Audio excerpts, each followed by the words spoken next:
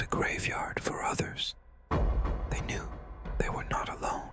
Mark and Sarah had always wanted a quiet life in the countryside. When they found the old farmhouse, it seemed perfect. Freshly renovated, spacious, and priced far below market value. The realtor mentioned it had been abandoned for years, but assured them it was move-in ready. At first, everything was peaceful, but then the small disturbances began. Sarah would hear faint whispers when she was alone in the kitchen. Their dog, a normally gentle golden retriever, would suddenly growl at empty corners.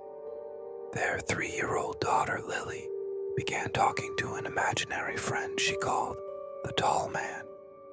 Mark dismissed it as childhood imagination, until the night the house seemed to wake up. It started with the cabinets slamming shut on their own. Then, the temperature in certain rooms would drop without warning. Sarah woke one night to the sensation of cold breath on her neck, but when she turned, no one was there.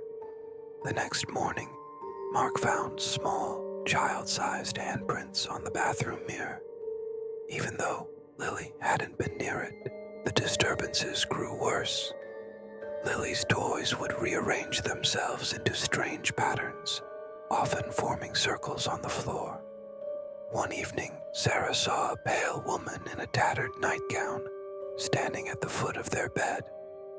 The woman's lips moved, whispering words Sarah couldn't quite hear, until the final phrase rang clear. "You shouldn't have come here." Mark, now deeply unsettled, dug into the house's history.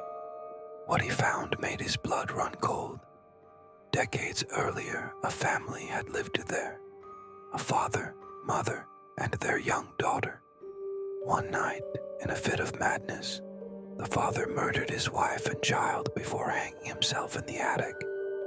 The daughter's name, Lily. From that moment, the house turned against them.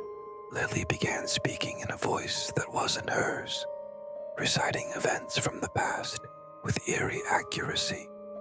One night, Mark woke to find her standing over their bed, her eyes blank, her skin icy to the touch. When he tried to move her, she whispered, "He doesn't like you here."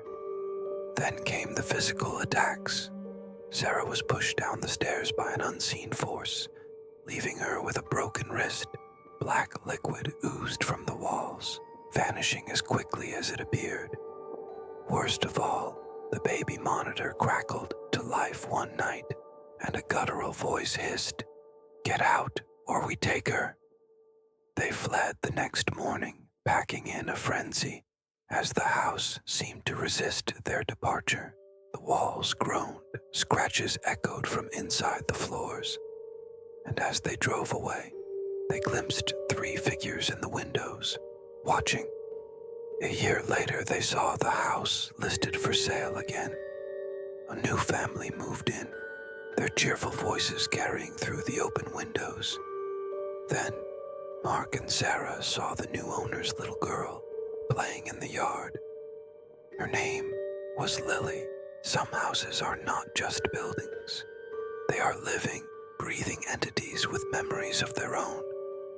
The farmhouse was never truly empty, and whatever resided there had no intention of leaving.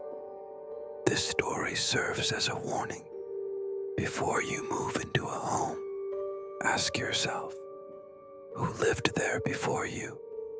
And more importantly, did they ever really leave? Would you have stayed, or would you have run?